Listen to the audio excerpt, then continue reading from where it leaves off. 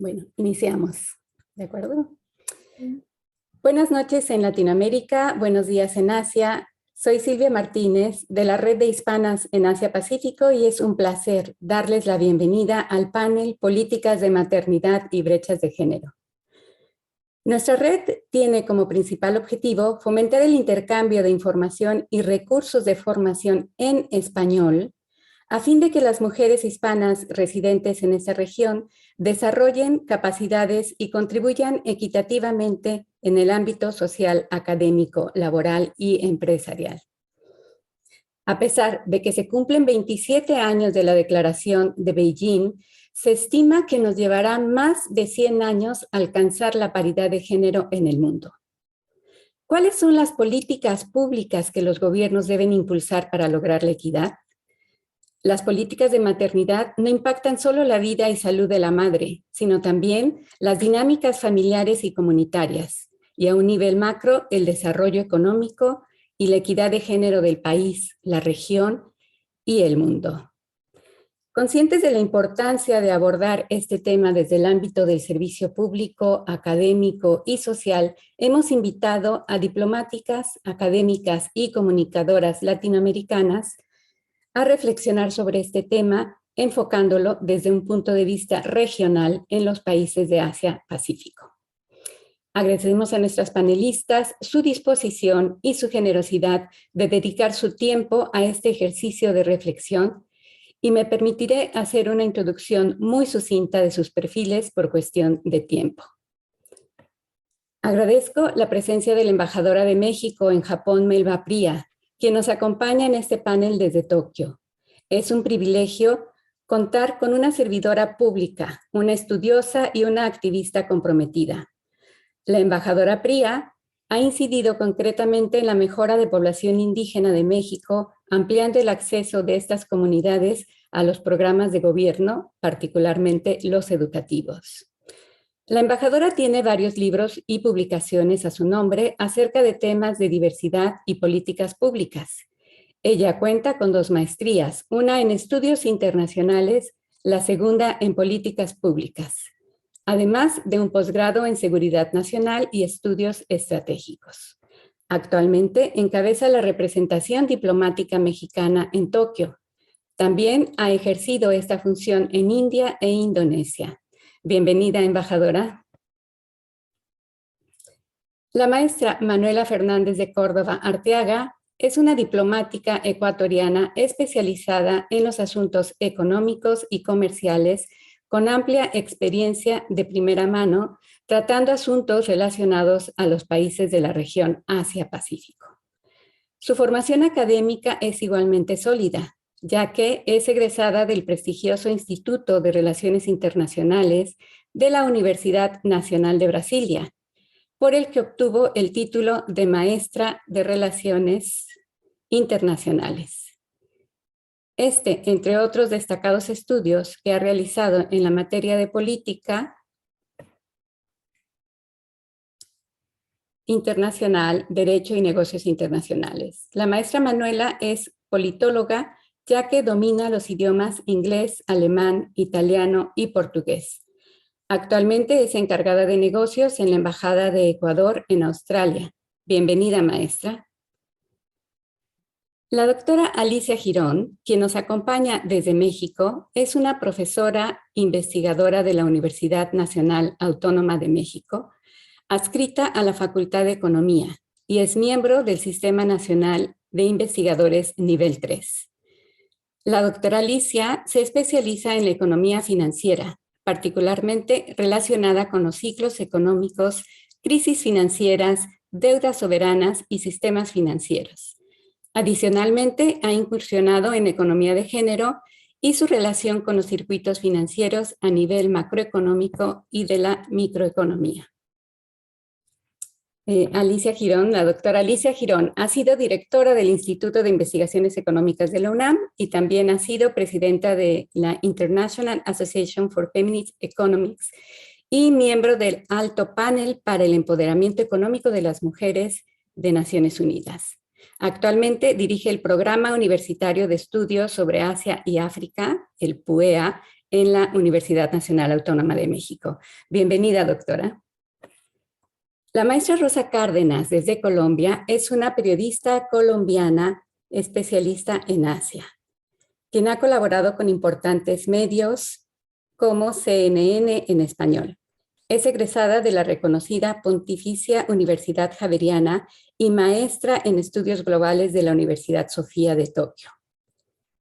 Como exbecaria, ha liderado las versiones iniciales de los eventos paralelos World Assembly for Women de Japón en México en 2015 y 2016 y en Colombia en 2017 y 2018.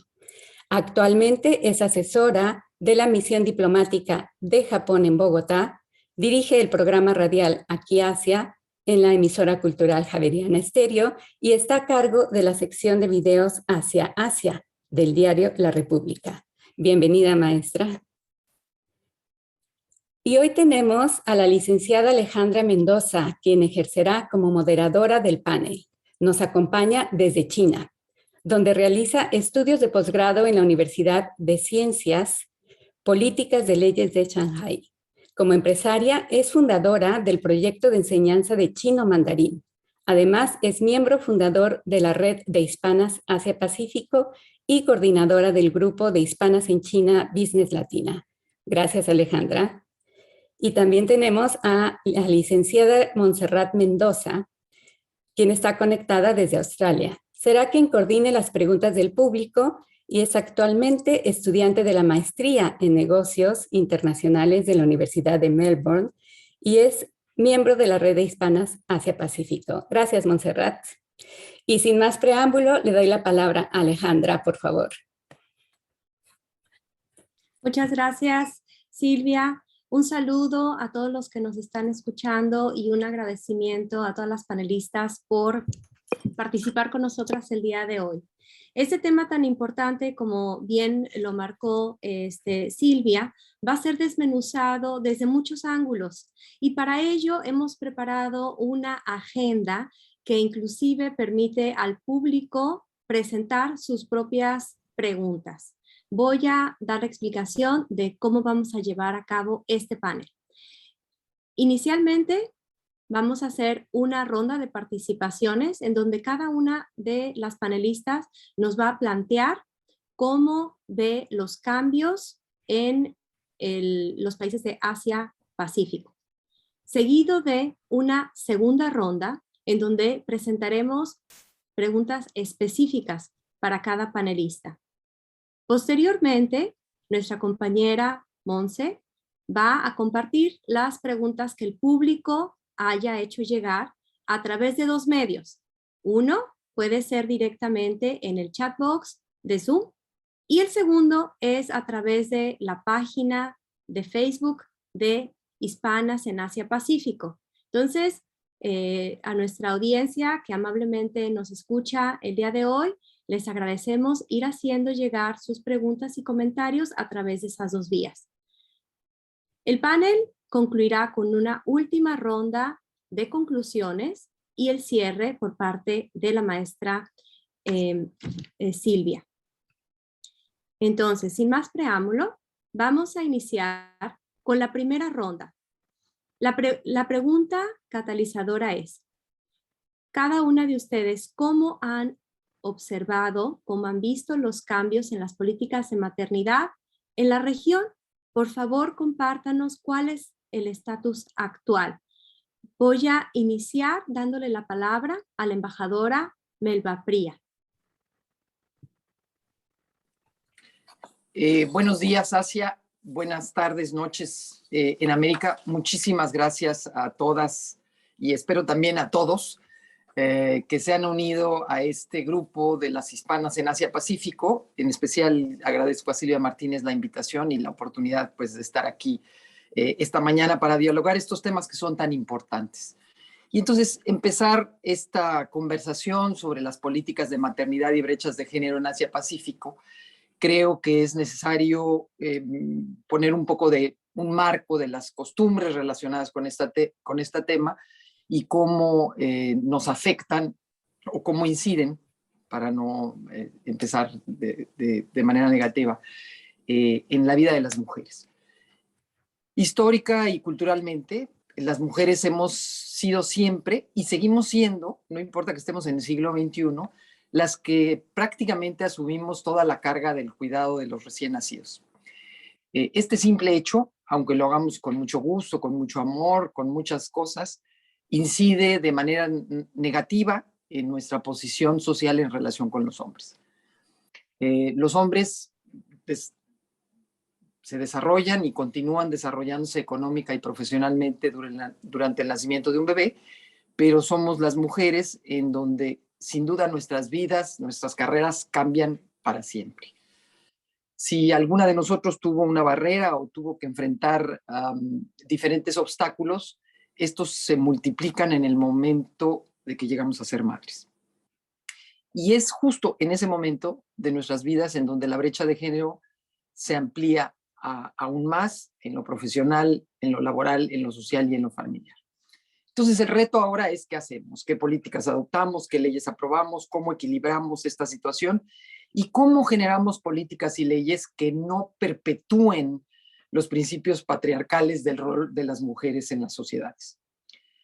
Pero también para mí es importante mencionar que para mí el tema de la maternidad y las políticas correspondientes empiezan en la educación de la sociedad, en los roles aceptados, en la información, en la educación sexual, en los servicios que les damos a los adolescentes y a los adultos, en la salud de los adolescentes, en el derecho de las mujeres sobre su cuerpo y su realidad, en el derecho del aborto y a decidir, primero que nada, si quieren tener o no tener hijos.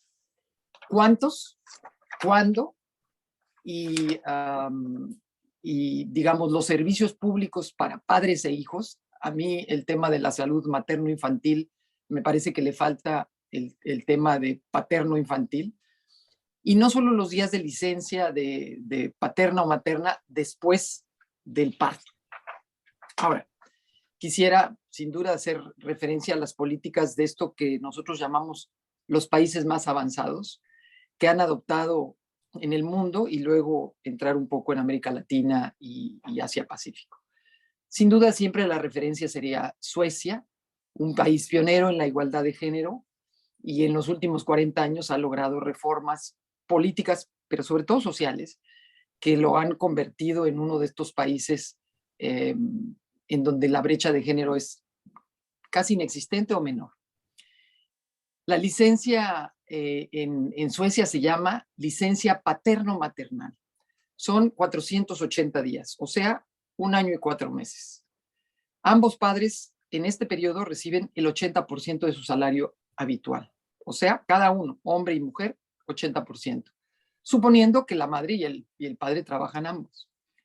En este año y 4 meses de licencia, 18 semanas están reservadas para la madre y 12 semanas exclusivamente para el padre. No al mismo tiempo, sino son exclusivas para el padre. O sea, la mamá regresa a trabajar y el papá se encarga del niño o de la niña todo el tiempo. El resto de las semanas de los progenitores se pueden repartir como ellos lo decidan. Existen al mismo tiempo que está sucediendo esto, diferentes subsidios parentales e incentivos para apoyar a las familias en la crianza de los hijos y que esta participación igualitaria entre hombres y mujeres en la vida laboral. Si los permisos parentales para la crianza de los hijos son equitativos, o sea, ambos toman de ese año 4 meses, digamos, 8 y 8, reciben bonos, incentivos para repartir la responsabilidad del cuidado entre ambos padres, etcétera, etcétera, ¿no? Entonces, hay un objetivo claro, manifiesto, político, para que la equidad total sea mediante un cambio real y concreto de las normas, patrones y costumbres. O sea, yo veo a mi mamá de bebé tantas semanas y luego veo a mi papá solito tantas semanas cuidándome. Y esto sucede a lo largo de toda mi vida infantil, no solamente en el año y medio que me cuidan como bebé. Ahora, ¿cómo estamos en México, en América Latina y qué se está haciendo en Asia Pacífico? En términos generales, existen políticas de apoyo en materia de maternidad y paternidad en ambas regiones. Todavía hay que trabajar en el reparto equitativo de este cuidado de los recién nacidos, pero bueno, existen. En México tenemos esto que se llama la Ley Federal del Trabajo. En el artículo 132, las mujeres trabajadoras tenemos derecho de un permiso de maternidad de 12 semanas, hasta 6 semanas antes y hasta 6 semanas posteriores al parto. Goce de sueldo de 100%.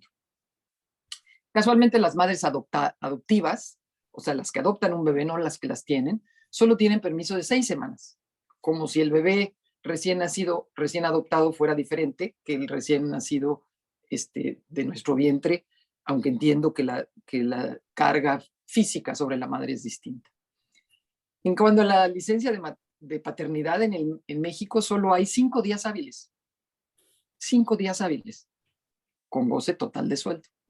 El promedio de la licencia de maternidad en América Latina es de 14 semanas y Venezuela siendo la que más tiene, de 26 semanas, y la licencia de paternidad también es entre 2 y 5 días, otra vez Venezuela con 14 días, Perú y Ecuador 10 días. Entonces, es obvio, con esta política de las licencias de maternidad, quién es la responsable de criar a los recién nacidos. Entonces, lo que a mí me interesa siempre de estas políticas públicas no solamente es el derecho, sino el mensaje que estamos mandando de quién es la responsabilidad, en dónde debe recaer y obviamente en las mujeres. Y son precisamente estas percepciones de estas normas sociales sobre las que hay que trabajar para lograr cambios sustantivos, no solamente en el tema de cuántas semanas tiene la mujer, sino cuántas semanas tenemos todos. Ahora, ¿qué pasa en Asia-Pacífico? En países como Malasia, la brecha general salarial de género incrementa drásticamente cuando las mujeres trabajadoras deciden ser madres. Las mujeres embarazadas tienen un permiso de 8 semanas y la licencia de paternidad es inexistente. En lo que respecta a Japón, se otorga a las madres un permiso de hasta 14 semanas. 6 para preparto, 8 para posparto, de acuerdo a la ley de normas laborales del artículo 65 en Japón. Es prohibido despedir a las mujeres que acaban de ser madres, ya que mientras estén en licencia de maternidad. Adicionalmente, hasta que el bebé cumple 1 año, existe la posibilidad de ciertos subsidios con un goce de sueldo hasta el 70%. La licencia de paternidad existe y el padre puede tomar hasta 4 semanas de licencia. No obstante, que esto existe en la norma social, las normas y costumbres de la sociedad dificultan muchísimo que los hombres tomen esta licencia de paternidad, más allá de que sea totalmente legal y se puede percibir inclusive como algo frívolo o inclusive con consecuencias negativas para el futuro, digamos, laboral del hombre. Y el hecho de no hacer uso de este derecho es normal, ¿no? Entonces, esto permite que los patrones de comportamiento que generan brechas de género se perpetúen. Las licencias de paternidad todavía no han logrado generar los cambios requeridos, mucho menos en México, que son de 5 días, pero tampoco en Japón. Hace relativamente poco, un ministro, el ministro de Medio Ambiente, Shinjiro Koizumi, hijo de un primer ministro, tomó 2 semanas de licencia y fue, no sé si un escándalo o una sorpresa tal que cuando nació su primer hijo, él, siendo ministro, haya tomado 2 semanas. Pero, en fin, no se necesitan muchas cosas, pero sí se necesitan muchos más casos como este, en donde más licencias largas permitan a ambos padres desarrollar su potencial como padres y que asuman esta responsabilidad. En Japón, en donde, como decía, tienen hasta 4 semanas de licencia de paternidad, solo el 8% de los trabajadores toma algún día.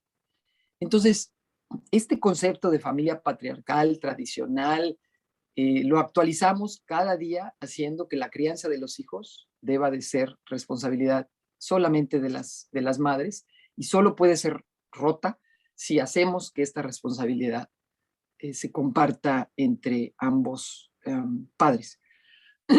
Antes de concluir esta primera parte de mi intervención, quisiera compartir unas cifras muy interesantes de un estudio que hizo la oficina del gabinete de Japón en 2020 sobre la baja natalidad de algunas sociedades. Y cuando se les pregunta si el país en el que viven es apto para la crianza, el 97% de los suecos responde que sí, mientras que solo el 38% de los japoneses responde que sí. Cuando se les pregunta si ambos padres crían a sus hijos, en Suecia el 94% dice que sí. En Japón el 80% dice que sí. Los europeos están siempre entre Suecia y Japón. Pero también es muy interesante lo que dicen de por qué los servicios o por qué este lugar es adecuado para la crianza de los hijos. En Japón la gente responde que Japón es adecuado para los hijos porque hay seguridad local. Mientras que en Alemania, Francia o Suecia, la gente responde que es un lugar apto para criar a los hijos porque hay suficiente oferta de guarderías, de servicios médicos para ambos, madres e hijos. Y entonces lo que es muy interesante es que para los japoneses el lugar para criar a sus hijos es seguro, mientras que en Europa el lugar para criar a sus hijos tiene servicios mucho más amplios y mucho más compartidos, digamos, para lo que significa la crianza, no solamente del bebé, sino del niño. Cuando les preguntamos a los japoneses quién se encarga de las labores de la casa y de la crianza de los hijos mayoritariamente, los suecos responden que es un asunto compartido. El 4.3% lo responde distinto. En Japón, el 58% dice que son las madres las encargadas de la crianza y que a veces el papá ayuda. Entonces, esto es interesante porque nos da una idea de las diferencias sociales que implican no solamente las políticas de maternidad al momento que nacen los bebés, sino unas políticas de atención a los niños por ambos padres desde que nacen hasta que, digamos, dejan de ser niños o empiezan en la pubertad más adelante. Entonces, no solamente necesitamos más semanas para madres y padres, sino sin duda necesitamos que las labores de la casa, que la crianza de los hijos, que los servicios públicos tengan que ver con los niños. O sea, el centro de la atención sean los niños y no la madre o el padre. Muchas gracias. Muchas gracias, embajadora Melba, por darnos un muy buen contexto y sobre todo utilizando datos. Recordemos que este tema que estamos debatiendo está obviamente centrado en las mujeres, pero tiene la perspectiva del desarrollo de todos los seres humanos, el derecho de todos los seres humanos sobre la tierra de desarrollarnos plenamente con el goce de todos los derechos. Y en ese sentido, justamente son los gobiernos los responsables de llevar a cabo políticas públicas para la mejoría. Y entonces, puntualmente la embajadora indicaba que esas brechas, esos cambios, esas diferencias entre los hombres y las mujeres son las que justamente perpetúan estos patrones sociales que mantienen justamente esta desigualdad que tiene un impacto en lo macro. Entonces, estamos totalmente centradas en ello. Muchas gracias por los datos que nos compartió. A continuación, la siguiente intervención estará a cargo de la maestra Manuela Fernández de Córdoba, quien es la encargada de negocios de la Embajada de Ecuador en Australia. Muchas gracias, maestra, por estar con nosotros y le cedo el micrófono. Muchísimas gracias, buenos días, buenas noches con toda la audiencia y con las colegas que están de ponentes en este muy importante diálogo, muy relevante. Felicito a la red y agradezco mucho por la invitación, por considerar mi perfil para este tema que es tan relevante para nosotros. Yo quería compartir un poco más mi experiencia específica en Australia. Australia es un país que lucha mucho por la igualdad, por la igualdad de género entre hombres y mujeres. No obstante esto, vemos que sus procesos en términos de políticas públicas y en la toma de decisiones es bastante lento y un poco dentro de lo que hablaba la embajadora hace unos minutos, vemos que Australia se va quedando un poco atrás dentro del grupo de los países de la OCDE. Apenas en 1972, Australia cambió su legislación para que los salarios sean iguales entre hombres y mujeres, para que no haya una tasa diferenciada. Que eso vemos y en comparación con otros países es bastante tarde. Asimismo, vemos que apenas en 2011 Australia introduce una política gubernamental de licencia pagada. Asimismo, como mencionó ya la embajadora, para no repetir tanto, Australia tiene esta que se denomina licencia parental, que puede ser tanto para hombres, para mujeres, y se enfoca más en el principal cuidador del niño.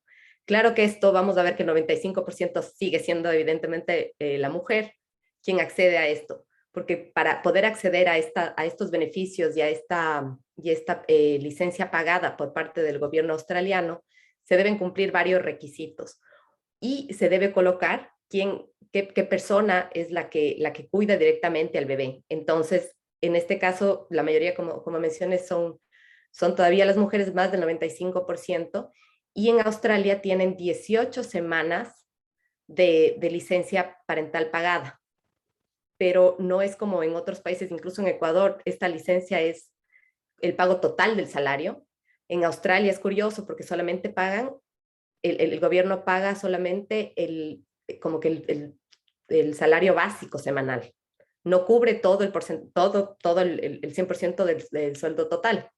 Claro que ellos compensan con otro tipo de beneficios que tienen, que ya no solo van de la mano, ¿no? Las políticas gubernamentales y las políticas de las empresas trabajan muy cercanamente para compensar un poco más a las mujeres, ¿no?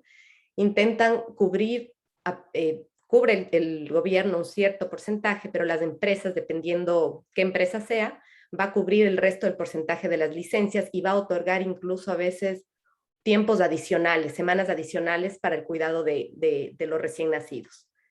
También dentro de este esquema que tiene el gobierno australiano, se considera 2 semanas adicionales para el segundo encargado de cuidar al bebé, que vemos también que el 95% de las personas que aplican de esta manera son los padres, los hombres. Entonces, también es interesante ver porque ellos prefieren, a veces no, es solamente el 20% que accede a este beneficio, porque prefieren trabajar a tiempo completo y quedarse con todo el salario completo, porque a ellos también se les ve reducido mucho, porque solamente les darían el pago del salario básico semanal. Entonces, de toda la investigación que he hecho y un poco de lo que puedo ver de primera mano aquí en Australia, la población un poco juega entre los beneficios que tienen dentro del esquema gubernamental y también lo que les puede ofrecer la empresa privada en la que trabajan. Ellos también intentan, para tener más tiempo con los niños recién nacidos, con sus hijos, intentan unir otros beneficios como días de enfermedad, vacaciones, licencias y permisos adicionales que la legislación les otorga, para tener un colchón un poco más amplio en términos de tiempo. Pero lo que sí, y se trabaja mucho, sobre todo en think tanks y en organizaciones no gubernamentales, es en impulsar una política más amplia que proteja más sobre todo a las mujeres en términos de políticas, en este caso sería políticas parentales, pues así como las llaman. Ellos buscan alcanzar un número más amplio de semanas de permiso parental a nivel gubernamental. Ellos están proponiendo ahora que tenemos elecciones ya en los próximos, todavía no anuncian, pero serán en las próximas semanas. Ellos lo que están proponiendo estas instituciones y tienen mucha base de todo el trabajo que ellos realizan con la sociedad. Ellos están solicitando aumentar a 26 semanas los permisos de maternidad. Hay también varios estudios que muestran que existe como para las mujeres específicamente, existe el momento en que la mujer queda embarazada, existe una doble penalidad, así la denominan ellos. La primera penalidad es simplemente por ser madre.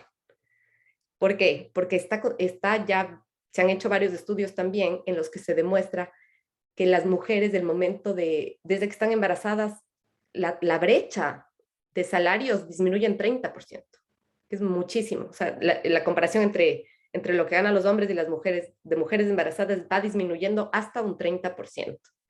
Y esto se debe a que la carga laboral, generalmente las mujeres prefieren ir disminuyendo a medida que va aumentando el embarazo y cuando nace el bebé, y luego la reinserción laboral también es paulatina. No muchas mujeres ingresan nuevamente a la fuerza laboral al 100% como lo hacían antes de tener sus hijos. Lo van haciendo lentamente.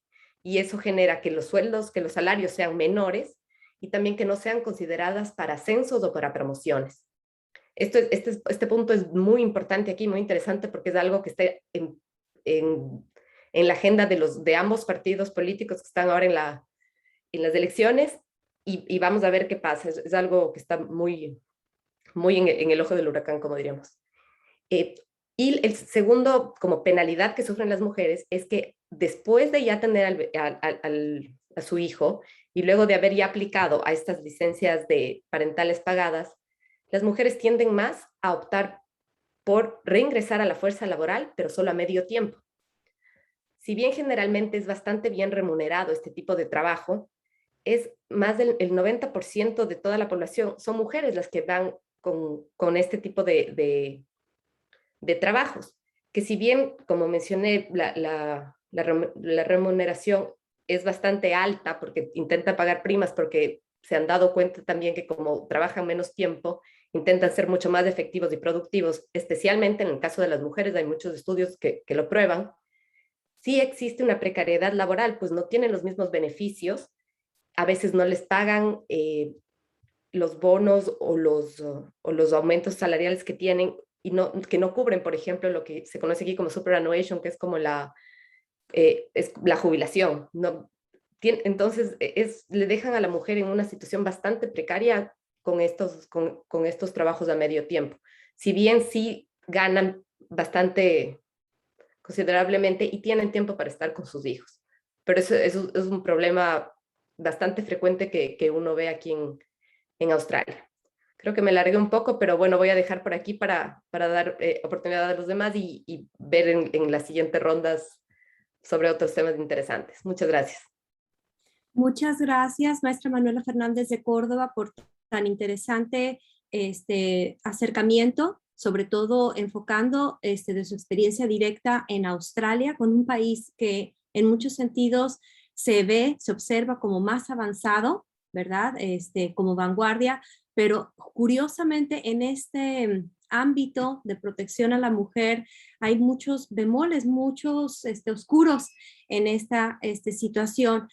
Antes de dar pie a la participación de la doctora Alicia Girón, quisiera retomar dos puntos que han sido mencionados puntualmente con las anteriores intervenciones. Uno, de que las políticas de maternidad son para protección, sí, de la madre, pero para la protección del recién nacido. Es muy importante esos primeros días de vida para un desarrollo posterior sano. Entonces, no es gracia, no es de gratis la preocupación sobre este tema. Y también nuestras panelistas han puesto luz sobre un aspecto, el económico. Posiblemente en Australia, en Japón, los padres quisieran participar más, ¿no? Muchas veces es por una norma social que aparentemente no les toca, ¿no? Pero los padres que sí quieren se ven con esta dificultad económica, por lo que nos planteaba la maestra Manuela Fernández de Córdoba, justamente de que las familias, sobre todo ese grupo de familias, que es la mayoría de la población que no vive del todo holgadamente, necesita hacer una decisión sustantiva respecto a los ingresos. Y mucho del cuidado del hijo recae como responsabilidad en la mujer por esa situación, por una situación económica. Entonces, Dando como preámbulo, doy la palabra a la doctora Alicia Girón, quien es experta en materia económica y podrá apoyarnos a profundizar este aspecto. Muchas gracias. Y bueno, buenas noches, América, buenos días, Asia, y es un gusto estar aquí con las panelistas y con la embajadora de México en Japón. Muchísimo gusto. Sí, bueno, yo voy a hablar un poquito de un concepto que se llama reproducción social y que es quizás la clave para poder entender precisamente el papel de las mujeres, pues, en la civilización a lo largo de la historia, pero también en el momento actual. ¿Y por qué toco este concepto tan abstracto? Porque tiene que ver mucho con lo que pasa a nuestro alrededor, pero sobre todo porque el centro, en mi opinión, son las mujeres. Cuando hablamos de reproducción social, ese concepto podría ser una llave y digo 1, 2, 3. El primero es que efectivamente las mujeres tenemos por sí, biológicamente, reproducimos a los seres humanos. Pero en segundo lugar, nosotros cuidamos esos seres que son desde el punto de vista de la economía una fuerza de trabajo. Y cuando hablo de la fuerza de trabajo, es lo que va a dar la sustancia del proceso económico y del desarrollo económico de una nación y de un estado. Por lo tanto, el cuidado de esa fuerza de trabajo recae principalmente en el Estado y es su tarea principal. Es objetivo para poder seguir estando como una nación y como un Estado. Ahora, hay otro que allí muy sutilmente lo vemos y es la cultura. Y esa reproducción de los aspectos culturales, las mujeres también los reproducen. Entonces, cuando a mí me dicen, bueno, estas relaciones patriarcales se pueden romper, yo estoy convencida que sí. Se han roto y se pueden recrear. Hay un libro maravilloso que siempre lo cito, pero ahorita no me acuerdo. El nombre no lo traigo a la mano, que es sobre Japón y la historia de las mujeres en Japón. Las mujeres participaron en la Segunda Guerra Mundial y había en ese momento un cuidado para los hijos. Los países socialistas se vendieron para nosotros. Yo recuerdo de chica que mi papá recibía las revistas de la Unión Soviética y se decía que los niños estaban cuidados por el Estado. ¿Eso era por un buen Estado? No, simplemente porque las mujeres eran muy importantes que estuvieran en las fábricas. Otro ejemplo muy rápido, o sea, ¿por qué durante en el periodo entre las dos guerras, entre la Primera y la Segunda Guerra Mundial, de repente aparece la lavadora, aparece una plancha eléctrica, aparecen toda una serie de insumos alrededor de la cocina, pues para que las mujeres tengan un mayor tiempo y puedan también insertarse en el mercado laboral? Entonces, esa cultura que digo y que es muy importante y esas relaciones patriarcales, pues tiene que ver definitivamente con lo que son las políticas públicas. Y las políticas públicas están dentro de lo que es el gasto público. El gasto público se aprueba, o sea, los presupuestos se aprueban en un régimen democrático en los parlamentos. Entonces, quiere decir que si tenemos un parlamento, y no de que tengamos paridad en el parlamento, en la Cámara de Diputados o en la Cámara de Senadores, no. Un parlamento que tenga una cultura feminista, por supuesto que va a incidir en cómo el gasto, ojo, en salud, en educación y en infraestructura son fundamentales para que en un país mejoren sus mujeres. Y en el momento en que las mujeres y las niñas accedan a mejores oportunidades de salud y educación, por supuesto que van a ir rompiendo la equidad de género, porque al insertarse en el mercado laboral y si hay una política de cuidado del sector público, principalmente el sector público, por supuesto que también del sector privado, pues va a poder garantizar ese cuidado de los niños y las niñas y las mujeres van a poderse insertar de mejor manera. Simplemente voy a dar un ejemplo que yo recuerdo muchísimo. Pues ya hace algunos años hicimos un libro sobre las mujeres y su participación política. Y me tocó a mí entrevistar, entre ellas a Dulce María Sauri. En aquel entonces, ella ya había sido, fue la primera que antes del Instituto Nacional de las Mujeres hubo un programa de género. Y entonces ella nos comentó cómo habían luchado para que la escuela de los niños no tuviera de 8 a 12 o de 8 a 1, sino que fuera una escuela de 8 a 4 de la tarde. Eso le da mejores oportunidades a la madre, que por lo general no tiene un hijo, tiene 2, 3 o 4 hijos, a tener un tiempo también para ella y para poder insertarse en el mercado de trabajo e insertarse incluso en trabajos de economía formal que van a tener una cierta prestación. Entonces, sí, vuelvo a insistir, las políticas de cuidado dependen del gasto público, pero además dependen principalmente de dejar a un lado las políticas de austeridad.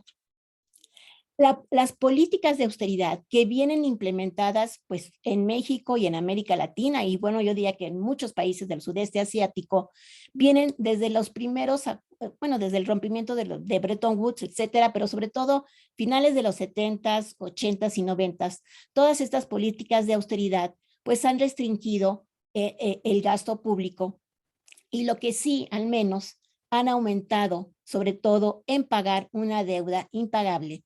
Y entonces eso le restringe al Estado el vaciar más de su presupuesto en una política de cuidado. Y cuando hablo de una política de cuidado, pues no solamente son guarderías para los niños y las niñas, sino que también es el cuidado para los mayores y que están dentro de la unidad.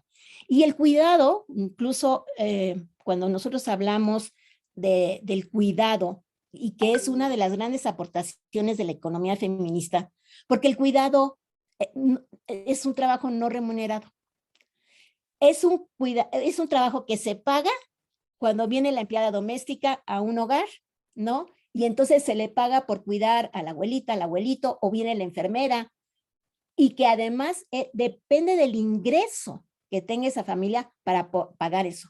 Pero en familias donde la gran mayoría no tiene acceso al mercado de trabajo, o que sí tiene acceso al mercado laboral y no tiene con quién pagar a una persona para que cuide a la papá, a la mamá, definitivamente se tiene que retirar de un ingreso, o sea, dejar de tener un salario para hacer el cuidado de los padres, que por lo general cae en las mujeres. Entonces, creo que la economía feminista ha hecho un gran avance al tratar de reconocer ese trabajo no remunerado. Y ese trabajo no remunerado está precisamente en uno de los 7 ejes del trabajo que hizo el Alto Panel para el Empoderamiento Económico de las Mujeres. Es uno de los ejes principales. En México se está trabajando, creo que el Instituto Nacional de las Mujeres, junto con ONU Mujeres, México y la Comisión Económica para América Latina, han estado haciendo un trabajo espléndido, pero además también hay que cambiar lo jurídico. Y el derecho al cuidado es un derecho humano. Y yo con eso termino. Gracias. Muchísimas gracias, doctora Alicia Girón, por esta mirada hacia el aspecto fundamental desde la disciplina económica, de cómo se trata este tema.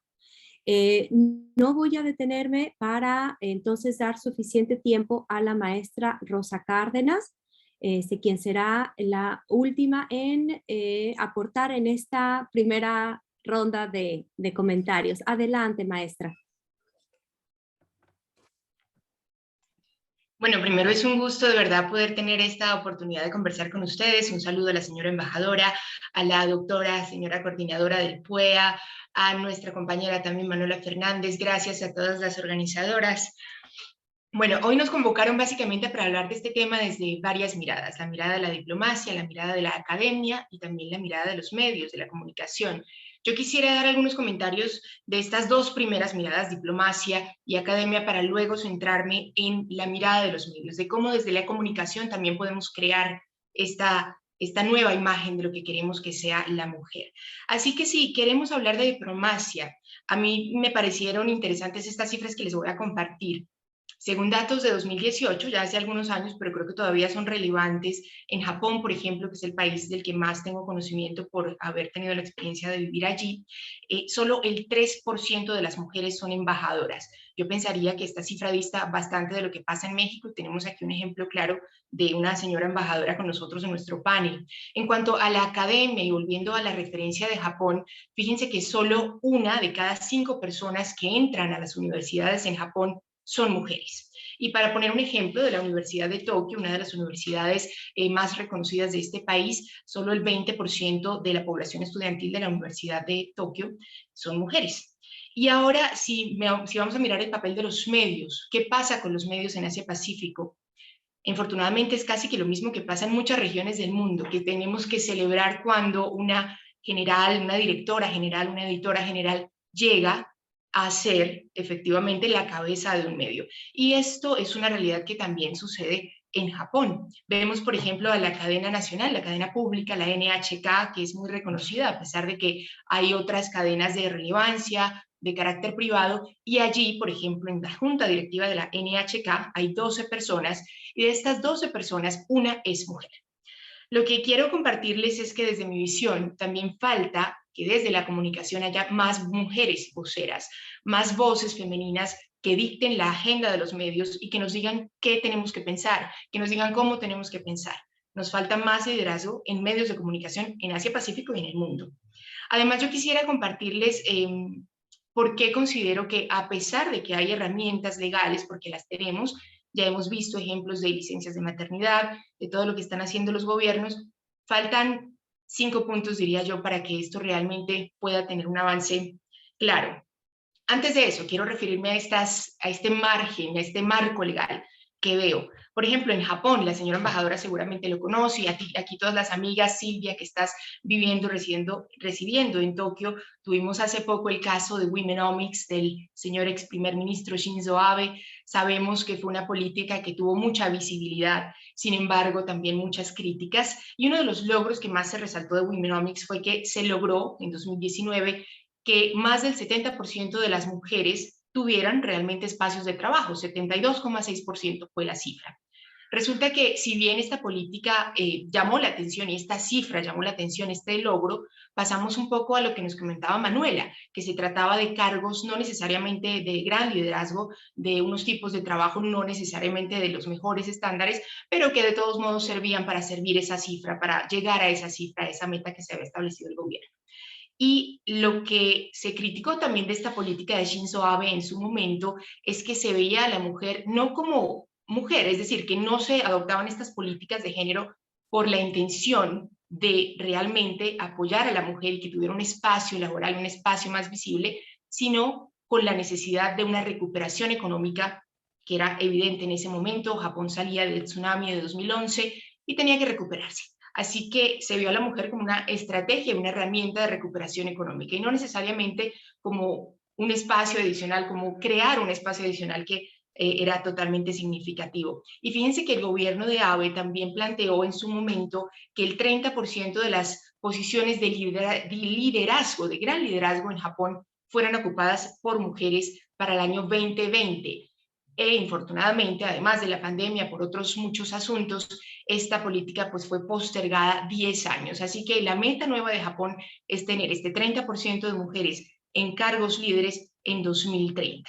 Esto es lo que pasa un poco en Japón, que les contaba, es el país con el que tengo mayor acercamiento y referencias. Y fíjense que en Japón también hay un marco legal mucho más amplio y de vieja data. En 2001, por ejemplo, se creó en Japón el Gender Equality Bureau, y también ese mismo año el Council for Gender Equality, que incluye a 12 ministros y 12 personas intelectuales relevantes. La política de maternidad en Japón, la señora embajadora nos comentaba previamente, si bien son 14 años obligatorias, 6 semanas antes y 8 semanas posparto, en Japón se puede extender esta política hasta 1 año, se puede extender la licencia de maternidad hasta 1 año. E incluso los hombres, y ahí vemos de nuevo este desbalance, tienen hasta 1 mes de licencia de maternidad. Como nos comentaba la embajadora, muy pocos optan por tomar esta posibilidad.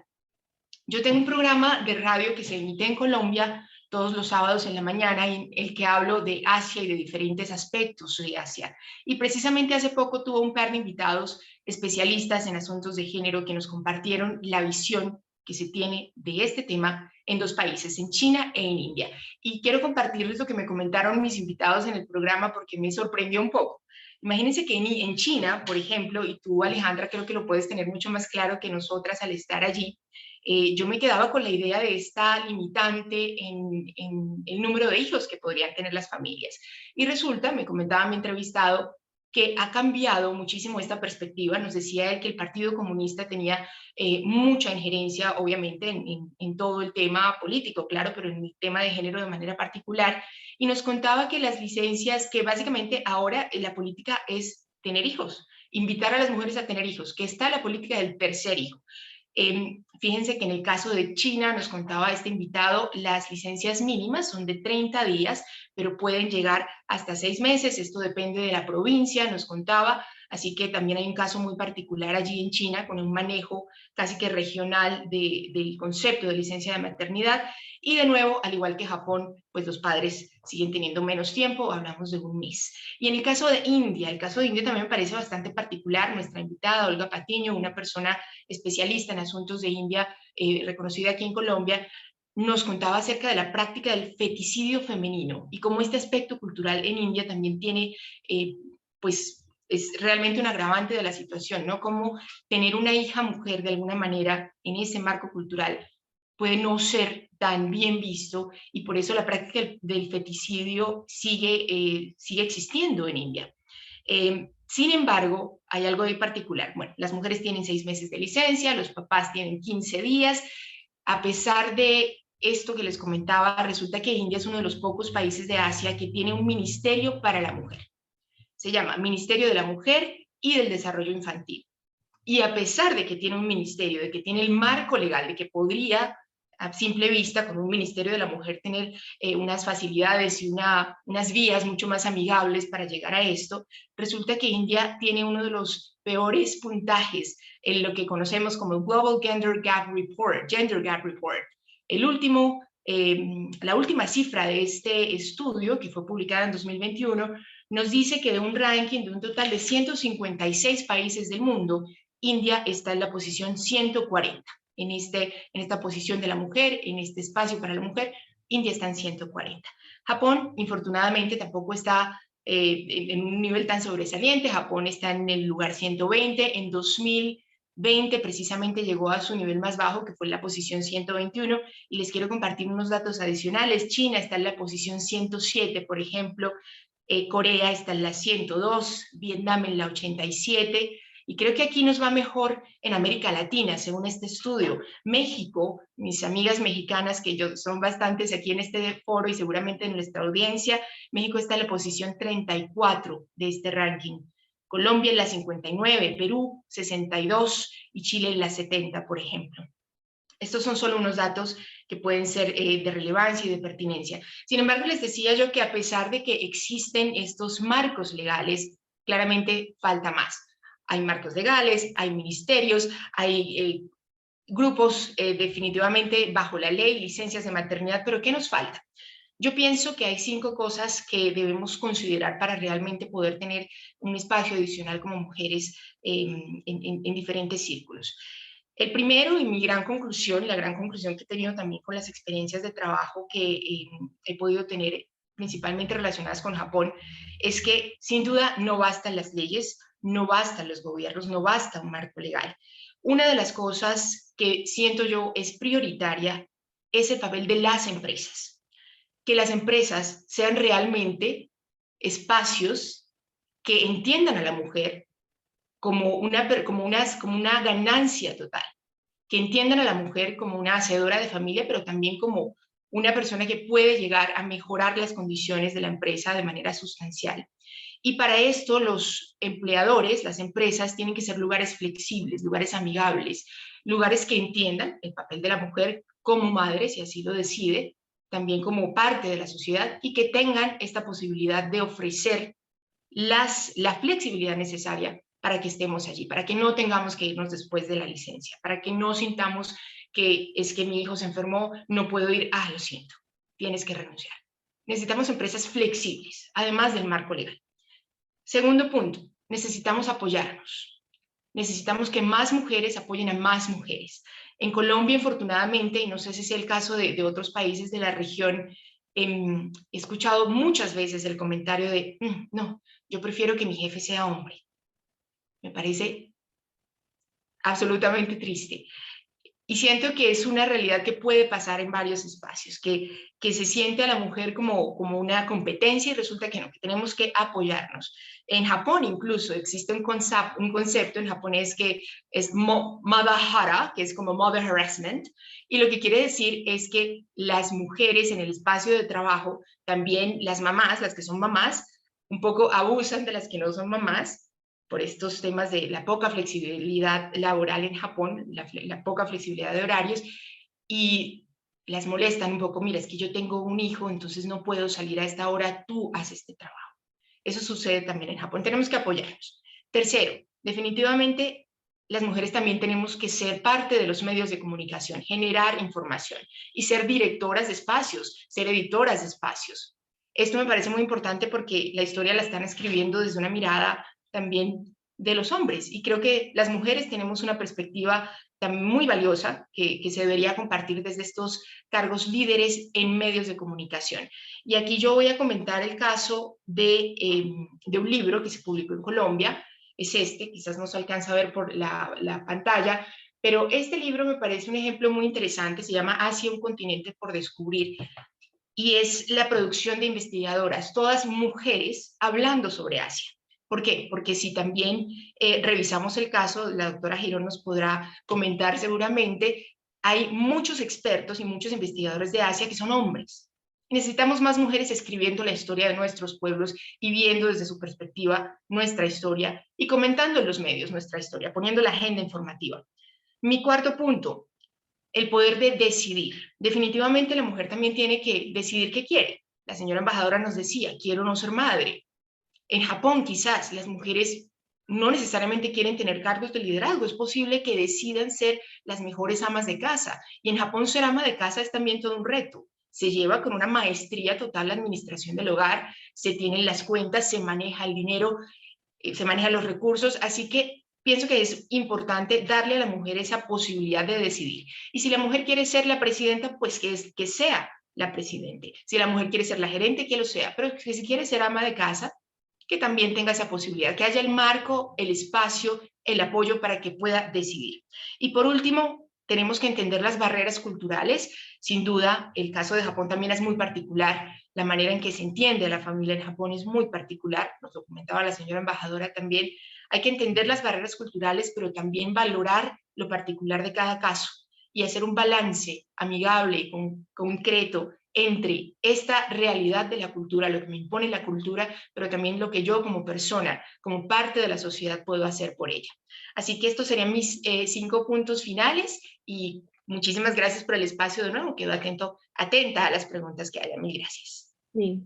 Muchísimas gracias, maestra Rosa Cárdenas, quien nos ha apoyado a puntualizar aspectos sumamente importantes y de hecho, aprovechando la exposición que nos hace, quisiera ampliar con una frase de una comunicóloga, también comunicóloga como la maestra Rosa, que es muy importante en la canal de televisión central de China, la señora Tian Wei, que es realmente la host, la presentadora más importante. Ella tiene una frase que dice, las sociedades que fallen en incorporar la energía y la creatividad de las mujeres estarán en una grandísima desventaja en el mundo moderno. Y esas palabras tan contundentes se deben A esto que nos comentaba también la doctora Alicia Girón y las embajadoras anteriormente, que es el papel que tiene la mujer en la reproducción material de la fuerza de trabajo, en la reproducción material de los bienes a través de su trabajo, de su incorporación en el trabajo, ya sea remunerado como no remunerado, y su trabajo en la reproducción social y simbólica de la sociedad. Y tiene que ver con lo que decía la embajadora también Melba Pría, del cuidado, de la simplemente existencia de un ser vivo que tiene que operar en la sociedad, está a cargo de los cuidadores principales, ¿verdad? Y muchas veces ese cuidador principal es la mujer. Entonces, ¿cómo le hacemos para atraer esa creatividad y esa fuerza femenina al mundo, pero sin que ocurra una sobreexplotación? Y aquí me voy a permitir la licencia de incorporar la voz de una comediante, no porque el tema sea chistoso, sino porque los comediantes a veces son como esos canarios en la mina, ¿no? Que nos hacen ver ciertas cosas. Ali Wong, que es una asiática nacida en Estados Unidos, que ella en uno de sus shows dice, las mujeres ya teníamos un trabajo que era bastante difícil, que era ser madres, y ahora tenemos que ir a trabajar, estábamos muy bien antes, ¿no? Ella se burla así de como propuesta feminista de mandar a las mujeres a trabajar, pero como decimos en México, mandar a alguien a la guerra sin fusil, es decir, la vida, la escasez económica ha jalado a las mujeres a el ámbito laboral fuera de la casa, pero sin respaldarlas en el hogar, ¿no? Sigue manteniéndose esa responsabilidad, esa carga y también esa necesidad. Entonces, con esto quiero dar pie para la segunda ronda de comentarios por parte de las panelistas. Quisiera aquí hacer el anuncio. Muchas gracias a todos nuestros participantes que nos han hecho llegar preguntas a través de Zoom, del chat box de Zoom y a través de Facebook. Muchas gracias por sus comentarios. Estamos haciendo nota de todo para que en la sección de preguntas podamos dialogar con las panelistas. Por favor, sigan haciendo llegar sus comentarios. Vamos a dar pie entonces a la segunda ronda en la que tenemos 5 o 6 preguntas. En cada una de estas preguntas vamos a dar oportunidad a 2 o 3 panelistas para contestarlas. Cada aportación, cada participación, por favor, limitarla a 1 o 2 minutos, ¿verdad? Para ser más puntuales, porque lo que queremos es, de la primera ronda que ya expusimos el contexto, puntualizar un poco más. Voy a dar pie a la primera pregunta, que es, ¿cuál es el impacto de las políticas de maternidad en las dinámicas familiares? Y en estas dinámicas familiares, que no nos perdamos en la maraña, sino observar cuál es el peso de las mujeres en la repartición de las tareas del hogar y el poder en la toma de decisiones sobre el patrimonio y la familia. Me gustaría darle la voz a la maestra Manuela Fernández de Córdoba para que inicie con su aportación. Gracias. Muchas gracias. En el caso de Australia, el mayor peso de todas las tareas domésticas sigue siendo con la madre, con la mujer.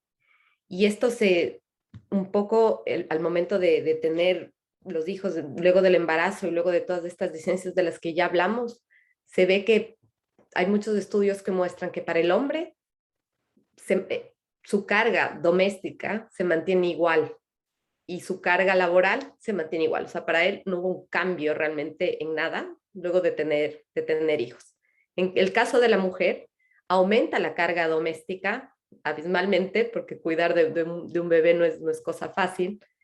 Además, tiene que un poco ir nivelando el tema laboral, cómo reinsertarse en el mercado laboral en caso de que haya renunciado. Si vuelve a su mismo trabajo, también es un desafío constante para las mujeres en Australia. Yo realmente admiro mucho cómo muchas mujeres y muchas colegas tienen ese ímpetu de volver al mercado laboral y balancear siempre este tema con los hijos. Por eso, como les mencionaba antes, lo que hacen las mujeres, buscan específicamente volver al mercado, pero en un solo part-time. Y esto, como vimos, tiene muchísimos problemas y muchísimas repercusiones en la carrera de las mujeres, no solo inmediato, sino a futuro sobre todo. Gracias. Muchas gracias, maestra Manuela Fernández de Córdoba. Doy la palabra a la maestra Rosa Cárdenas.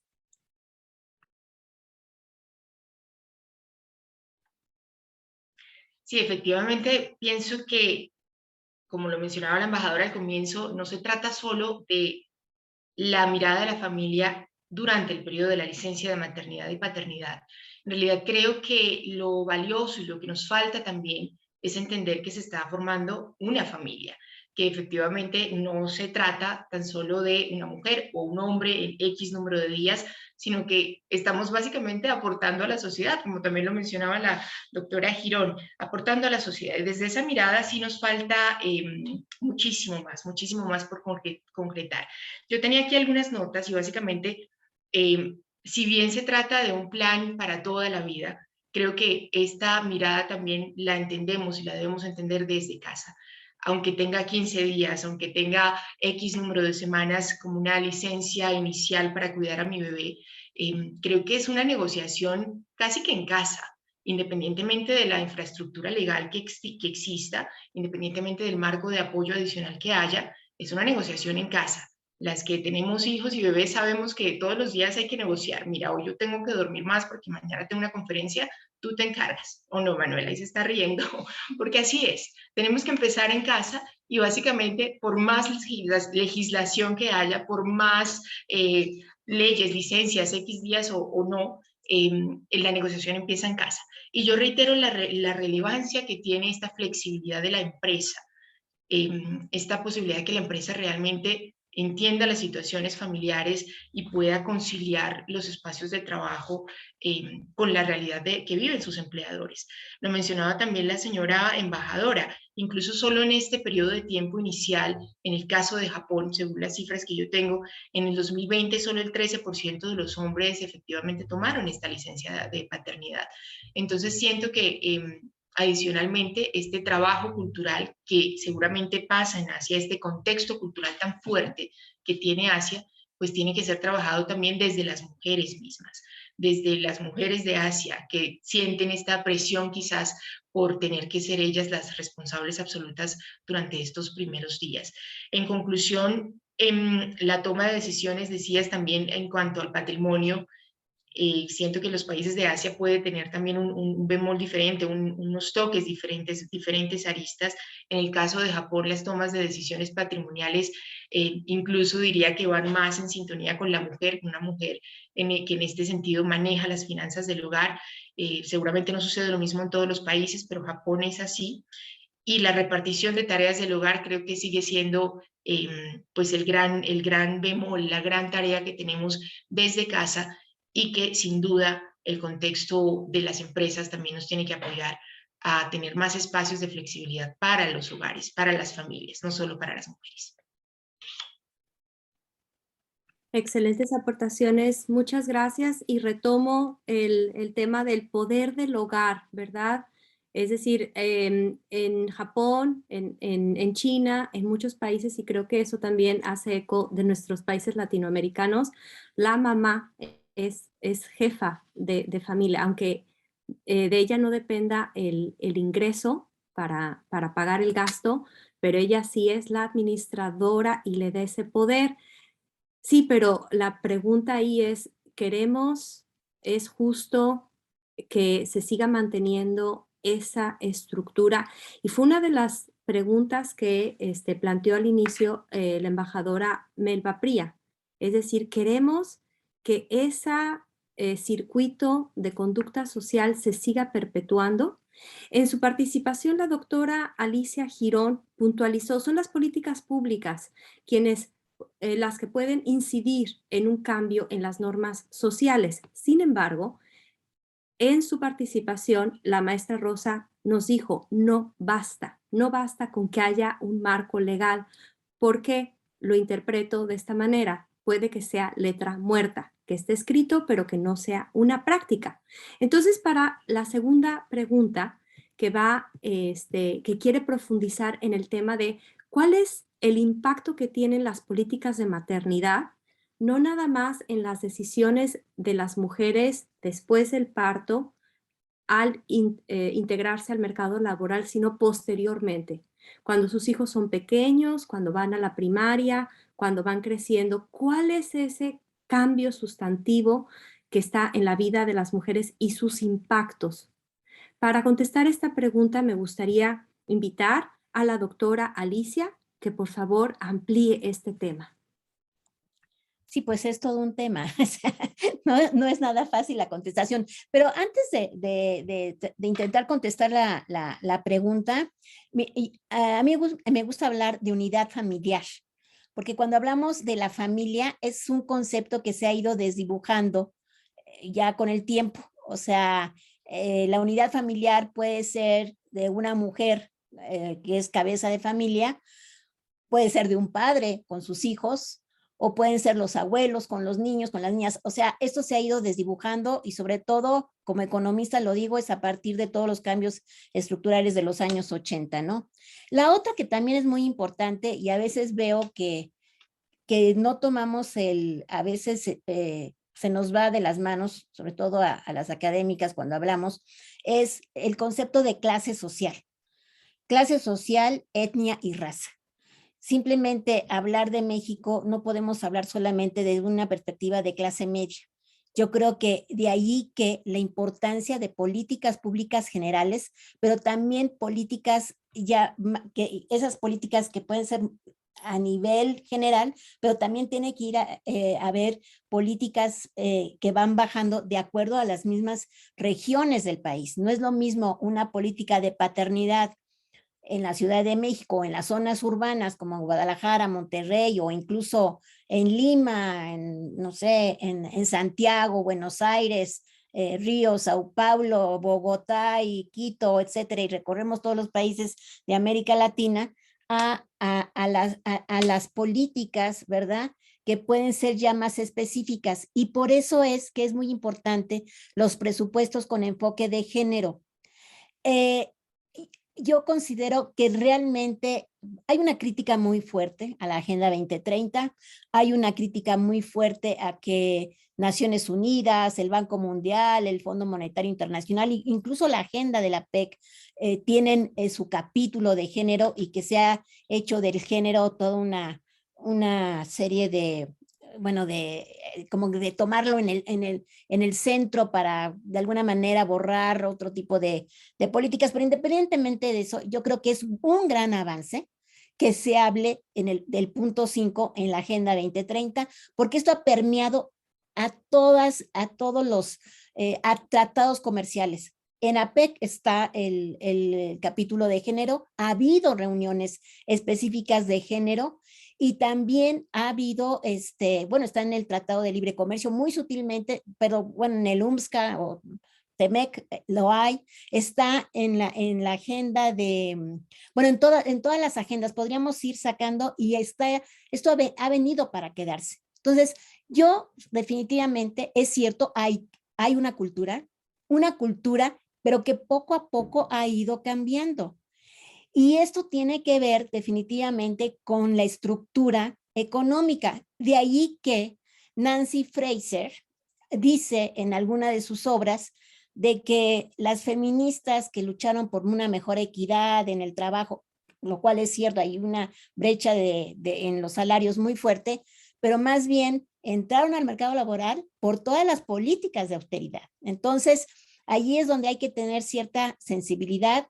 Ahora sí, definitivamente, las políticas públicas son muy importantes y las políticas públicas, vuelvo a insistir, vienen mucho de los movimientos sociales, mucho de las protestas y de las resistencias que se han tenido durante los últimos tiempos, pero ahí vamos avanzando poco a poco. Pero sí es muy importante tomar en cuenta lo que es la clase social, la etnia y la raza para poder hacer políticas públicas diferenciadas.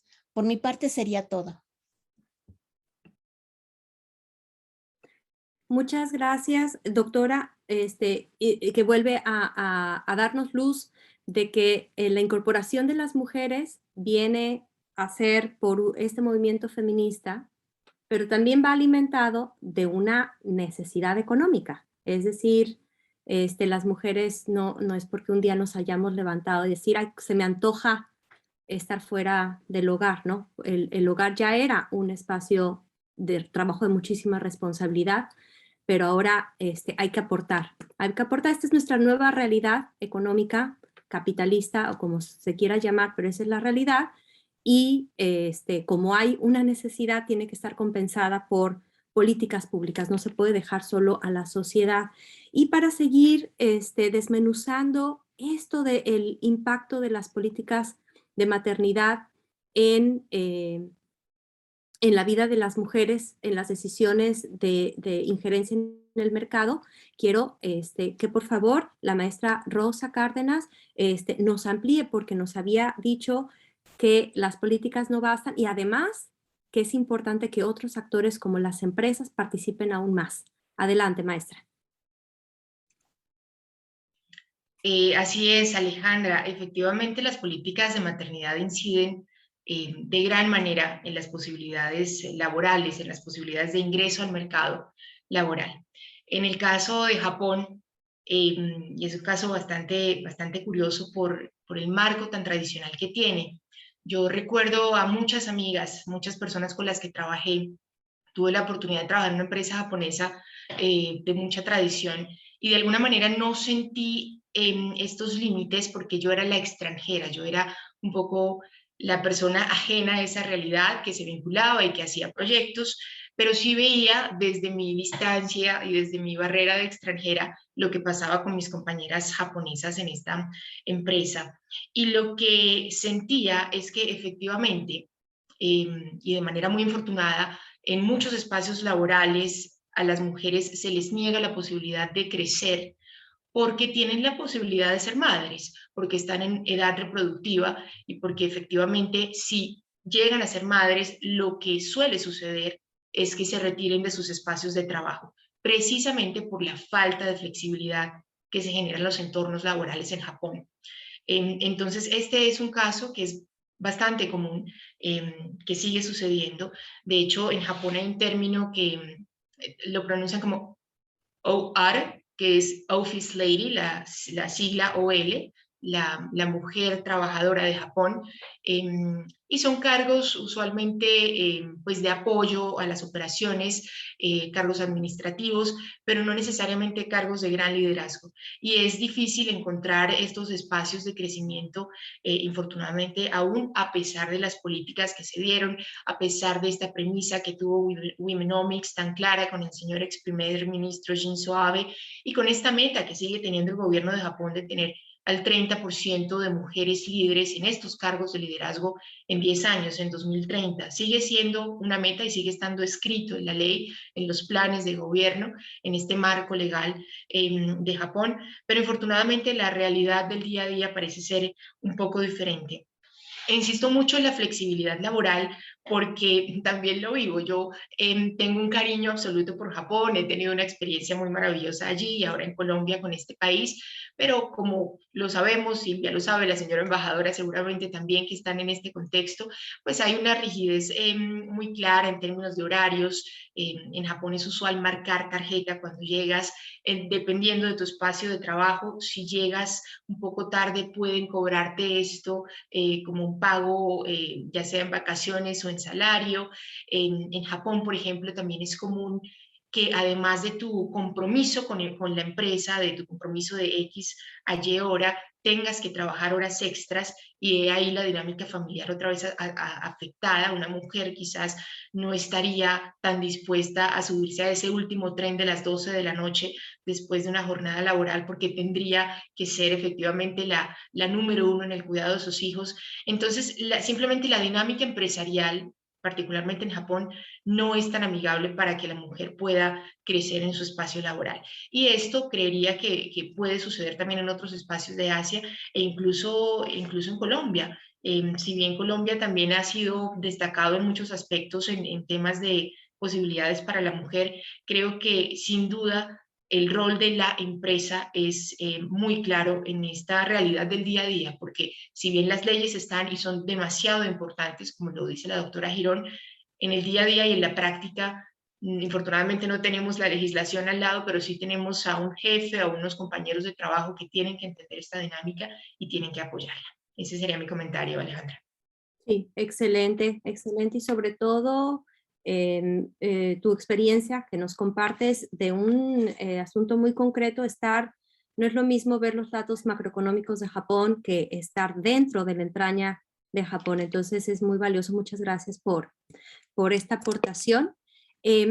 Para la siguiente pregunta va relacionada con las políticas de maternidad con otros programas, llámese instancias infantiles, escuelas de tiempo completo. Aquí las académicas los mencionaron en su aportación como políticas públicas. Ahora me gustaría llamar la voz de las embajadoras. ¿Cómo ven esa ejecución de las políticas en Asia? Y me gustaría darle la palabra a la maestra, a la embajadora Melba Pría, para que nos amplíe esta perspectiva. ¿Cómo las políticas de maternidad, es decir, el cuidado de la mujer durante el embarazo y el parto, deberán también estar ligadas a otra serie de políticas que protejan al infante y a la madre a lo largo de su vida? Muchas gracias, embajadora. Permítanme hacer una mención primero de lo primero que nos ocupa en esta muy interesante discusión. Ha sido muy interesante escuchar las lógicas de esto, un país en que Australia nosotros pensamos que en Asia es así como muy moderno y resulta que no tanto. El tema de la economía feminista, cómo las mujeres no solamente somos pues madres y las que de alguna manera somos las únicas, ahí sí por tema biológico, como decía Alicia, podemos ser madres, pero como una economía feminista nos ve y entonces somos madres o somos creadoras de riqueza dentro de una economía. La comunicación desde las mujeres, que decía Rosa, me parece fundamental esta voz. Pero luego quisiera yo introducir una cosa adicional que es el trabajo y lo laboral. Hablamos del trabajo y de lo laboral como si fuera lo mismo. El trabajo, todas las mujeres trabajan, todas. Nada más que a algunas les pagan y a otras no. Entonces, nuestra vida laboral tiene que ver con nuestra vida social de trabajadoras para alguien.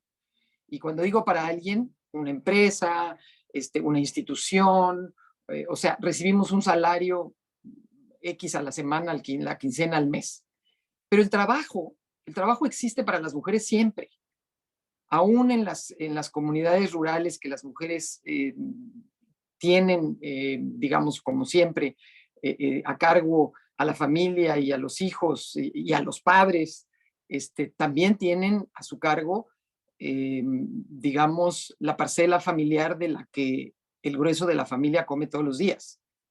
Entonces, hablamos primero de esta clase de las mujeres que tenemos una lógica laboral en donde tenemos un patrón. Pero el trabajo, las mujeres trabajan siempre y todo el tiempo. Entonces, creo que ahí estas políticas de maternidad pues solo aplican a las mujeres que trabajan en una empresa. Pero habemos muchísimas mujeres en el mundo que no trabajamos en una empresa, que somos artesanas, que somos campesinas, que somos de muchos tipos, inclusive que tenemos un taxi en donde nosotras mismas trabajamos, ¿no? O sea, no tenemos un patrón. Entonces, creo que ahí hay un tema importante también sobre esta diferencia entre el trabajo y lo laboral. Y luego hablamos de familias como muy tradicionales. Papá, mamá, hijitos. Papá tiene un rol, mamá tiene un rol, los hijitos tienen una lógica en ese rol de mamá y papá. cuánto las mujeres incidimos, esto que decía Rosa, cómo nosotros incidimos en que la pareja funcione distinto. Entonces, nosotros también, independientemente de la política pública, digamos, cuál es la política dentro de mi familia, dentro de mi matrimonio, de cómo vamos a atender a los hijos. Un ejemplo de hace muchos años de una amiga que acordó con su marido que cuando los niños hablaran en la noche y dijeran mamá o papá, en la noche asustados o porque necesitaban agua o por lo que fuera, solamente se levantaba o mamá o papá, según lo que los niños pedían. Y ella muy inteligentemente les enseñó que cuando es de noche, papá es el que tienen que llamar. Entonces, papá es el que se levantaba todas las noches a cualquier cosa que necesitaban los niños. Entonces, ese también es un tema. Y luego, las familias, el grueso de las familias ya no son familias tradicionales. Las madres somos cabeza de familia, no solamente porque manejamos el sueldo de los hombres en el mejor de los casos, y esta idea que las mujeres manejan el sueldo de los hombres en Japón. Las mujeres somos madres de familia porque somos la cabeza productiva de la familia. Entonces, digamos, al ser nosotros la figura productiva de las familias, quien carga el grueso del cuidado de los hijos es el hermano mayor o la hermana mayor. No son los maridos. Luego, ¿qué pasa con los padres que se quedan solteros con sus hijos? Por la razón que sea. Otra vez, recuerdo a un compañero que su mujer lo abandona después de tener a su hijo. Él se encarga en cuerpo y alma al niño, pero su primer problema era ir al pediatra, porque al pediatra solamente van las mujeres.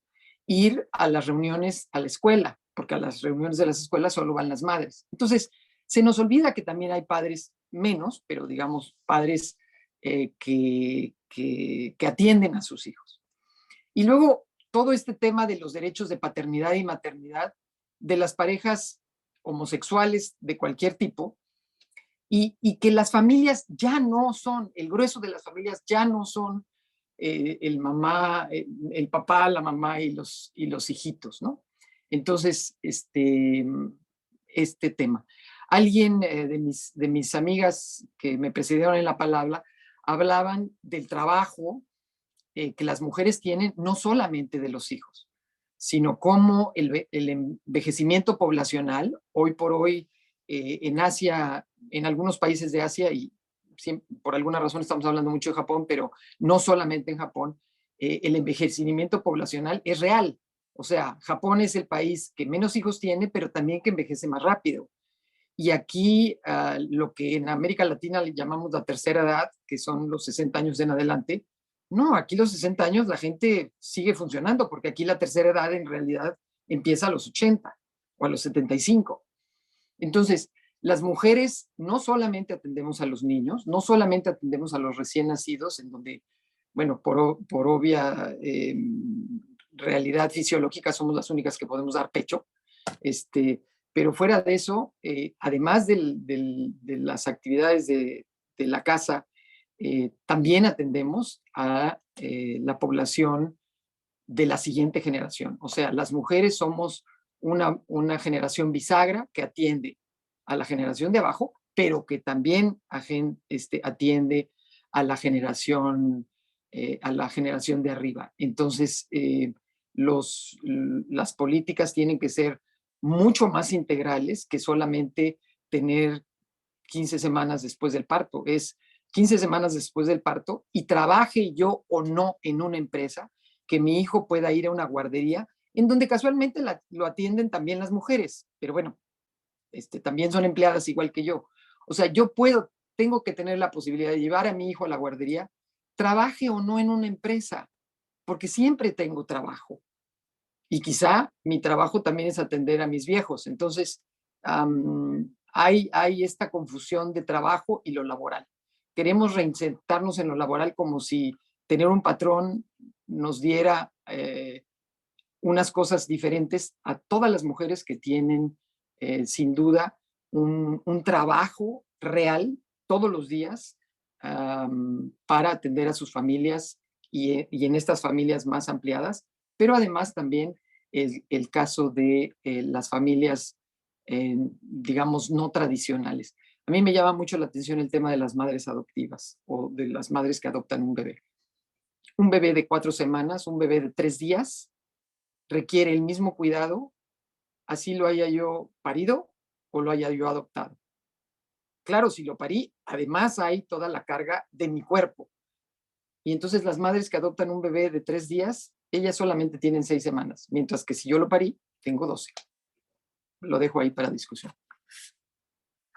Muchísimas gracias, embajadora. Justamente en su participación y en las participaciones anteriores, sobre todo de la doctora Alicia, se mencionó esto, como una crítica, cómo estamos pensando y cómo estamos definiendo el objeto de estas políticas. Por ejemplo, una muy clara es cómo definimos la unidad familiar. Tanto la doctora Alicia como la embajadora Melba lo mencionaban, las familias ya no son papá, mamá, hijitos, ¿no? Hay muchísima más diversidad en temas de cómo se integra la familia y también quiénes son los integrantes o los jefes de esa familia. Pueden ser familias rehechas o cuyos padres tienen una preferencia sexual diferente a la de la heterosexualidad. Ahora, se ha mencionado, pero solo por encima, el tema de que las políticas deberán de ser con una visión de género, y no son las políticas de maternidad, sino otras políticas que protegen justamente la reproducción de la sociedad, porque han apuntado varias veces el problema del envejecimiento poblacional, ¿verdad? Muchos países, como bien lo mencionaban, Japón, China incluido, todos los países de Asia ya están haciendo sus presupuestos y las reformas, como bien lo apuntaba la maestra Rosa Cárdenas, que se han llevado en China de pasar de un único hijo a tener la libertad de 3, no es por una gracia de las familias, hacia las familias, sino una necesidad social real, económica, esencial, exactamente, económica y de la existencia del propio país. Entonces, ¿cómo eso sigue recayendo en las mujeres? Entonces, ¿cómo esa reproducción material, biológica, simbólica, social, se debe de apoyar, pero bajo una visión de género? Y me gustaría invitar a la también embajadora, maestra Manuela Fernández de Córdoba, que por favor nos apoye ampliando lo que en la ronda anterior nos compartió. Muchas gracias. Quería también hacer una precisión con respecto a lo que estuve yo hablando antes y en relación a lo que nos mencionó hace un momentito la embajadora. En temas de tipos de familia, que ahora ha cambiado mucho, por eso mismo la legislación australia prevé estas políticas de licencia parental, que puede ser papá o mamá, puede ser una familia de un solo padre, o sea, da para eso esta legislación que tienen en Australia. Y también algo que no mencioné anteriormente, para madres o padres que adoptan a niños, ellos tienen derecho al mismo número de semanas que un niño que nace de su madre. Entonces, bueno, por lo menos en ese sentido sí vemos que hay una igualdad y se tiende a un poco tener una igualdad, ¿no? Para varios distintos tipos de familias o de situaciones. Ya más concretamente la pregunta sobre otras políticas que están ligadas a las políticas de maternidad, políticas de género. Vemos en Australia, es muy interesante porque el tema de educación y de cuidados de guarderías, por ejemplo, eso siempre va de la mano con las políticas, en este caso las políticas de licencia parental. Va de la mano y trabajan conjuntamente. Más o menos en Australia se calcula que entre 800,000 a 1,000,000 de familias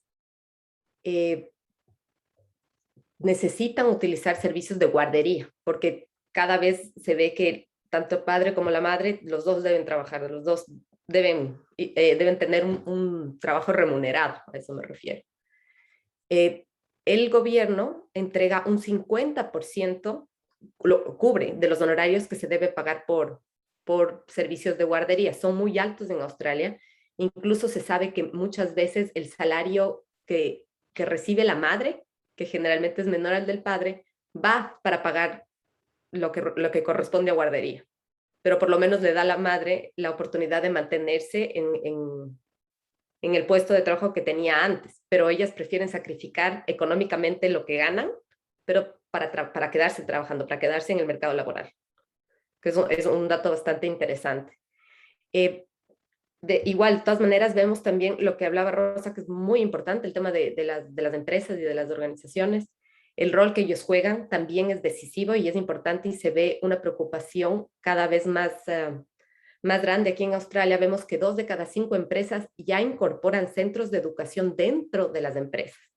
Esto permite que las madres o padres entren a su trabajo y vayan con los niños y sepan que están en un lugar al lado de ellos. Esto evita que tengan que darse la vuelta por toda la ciudad, que estén corriendo de un lugar a otro porque están ahí, y eso ayuda muchísimo, y las empresas van dándose cuenta. Han hecho varios estudios y por eso cada vez más empresas están, si no cubriendo al 100% este tipo y dando este tipo de servicios, por lo menos parcialmente, porque ven que el rendimiento de las personas que trabajan con estos beneficios aumenta, lo cual aumenta para ellos significativamente económicamente. Entonces, como que paso a paso se ve como es un ganar-ganar, ¿no? Tanto para la empresa como para los padres. Eso podría un poco acotar con el tema de Australia, con otras políticas, sobre todo en el tema de educación, que es muy importante. Muchísimas gracias. Quedan todavía muchos temas por desmenuzar, pero también por respeto a su tiempo y al tiempo del público, me gustaría darle la palabra a nuestra compañera Montserrat Mendoza para que nos comparta algunas de las preguntas que nos han hecho llegar los que nos escuchan.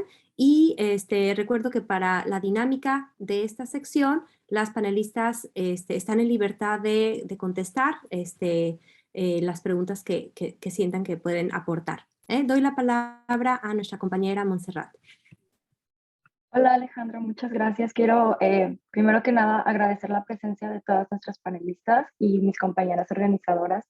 Es un honor para mí estar aquí y participar de este evento. Les mando un abrazo muy fuerte desde Melbourne, Australia.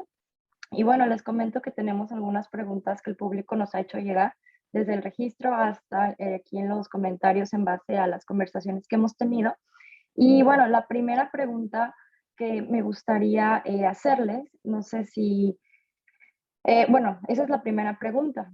En el contexto de los países de Asia-Pacífico, en esa región, si la madre llega a fallecer durante el parto o el bebé, el padre gozaría de solo los días que son para hombres, o también, o cómo se acomoda legalmente el cuidado del nuevo bebé si es que nació, o en el caso de fallecimiento de la madre. No sé si alguna de nuestras panelistas quiera contestar, o si no, yo puedo dar mi punto de vista desde lo que yo sé aquí en Australia qué pasa. Sí, Manuela.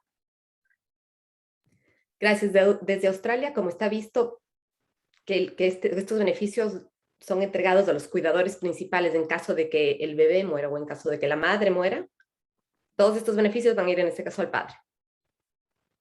Así es. Los mismos, sí, justo. Las mismas semanas y el mismo pago.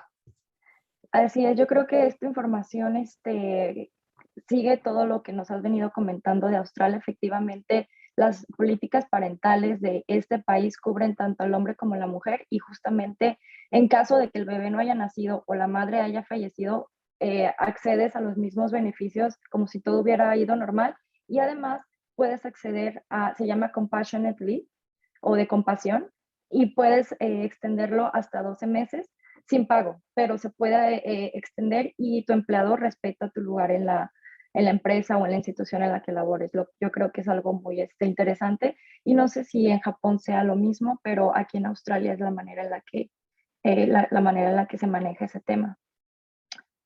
Ahora, la siguiente pregunta.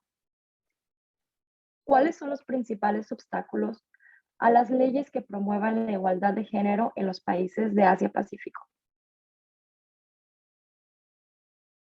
No sé si alguien quiera tomar esta palabra. Embajadora Melba. Permítanme introducir un tema sobre las mujeres japonesas, o más bien las mujeres mexicanas en Japón. El gobierno japonés apoya monetariamente a las familias que tengan hijos. Punto. A las madres solteras les da un apoyo adicional para sustentar los gastos de sus hijos. Están haciendo muchos esfuerzos por abrir guarderías, pero el número de guarderías aquí es ridículo. Hay que literalmente, hay que inscribir al niño en el momento en que uno sabe que está embarazado y, bueno, tardan muchísimo, muchísimo tiempo. Hay, digamos, dos temas, que es la baja de las mujeres para temas parentales y la baja de los hombres para temas parentales. Pero entonces hay una serie de, déjenme llamarlos beneficios económicos para las familias con hijos discapacitados, para las madres solteras. O sea, hay dinero que cubre el seguro de desempleo. Casualmente, el embarazo no está cubierto por el Seguro Nacional de Salud. Entonces, aquí hay toda una discusión sobre fertilidad, pero a nadie se le ha ocurrido que el embarazo debería de estar en el Seguro Nacional de Salud, para empezar, ¿no? Sin embargo, bueno, hay muchos incentivos disponibles, tanto para las madres embarazadas como para las madres que tienen hijos. Pero uno de los problemas para las madres mexicanas, colombianas, coreanas, en fin, para las madres no japonesas, es el idioma. Las madres internacionales que viven aquí, tienen hijos aquí y que tienen estatus legal aquí, muchas veces no saben que esos beneficios existen. Entonces, pudiendo ser beneficiadas de estas cosas, las mujeres mexicanas, las latinas que son madres, no saben cuáles son estos beneficios, porque tienen un problema principalmente de brecha, no solamente cultural, pero también de brecha de idioma, y por lo tanto no tienen acceso a la información tan fácilmente. Nosotros, y no es para nada una promoción de lo que hacemos en el consulado y en la embajada, pero tenemos un área en donde les da esa información a las mujeres que lo solicitan, porque uno de los primeros temas para las mujeres que vivimos en Asia, que no somos, en este caso, japonesas, el primer problema es el idioma. Así es. ¿Alguien más quiere aportar su punto de vista acerca de cuáles son los principales obstáculos a las leyes que promueven esa igualdad de género en los países de esta región? Muy bien. Bueno. Sí, Manuela. Perdón. Sí, yo creo que, y que hay muchas voces dentro de la sociedad australiana que critican un poco esta forma de hacer la distribución, porque hablan de cuidadores principales, que eso se supone que va a quitar que sea un hombre o una mujer, pero de todas maneras, porque el rol de madre es de ese rol, de dar a luz, de tener al bebé, casi el 95% de las personas que van a acceder van a ser mujeres, a pesar de que no diga es del maternal o de padre específicamente. Entonces es una crítica bastante interesante que hacen y están buscando alguna manera de cambiar. Claro, no es fácil, pero para ellos esto perpetúa el hecho de que sea la mujer la primera cuidadora y la que ocupe ese rol. Así es. Excelente. Bueno, ¿tenemos alguna otra pregunta que nos han hecho llegar previo al evento? Y nos hacen la pregunta de ¿qué buenas prácticas de maternidad pueden ser replicables en realidades de otros continentes, específicamente América Latina? Viendo el ejemplo de las políticas que hay aquí en Asia Pacífico.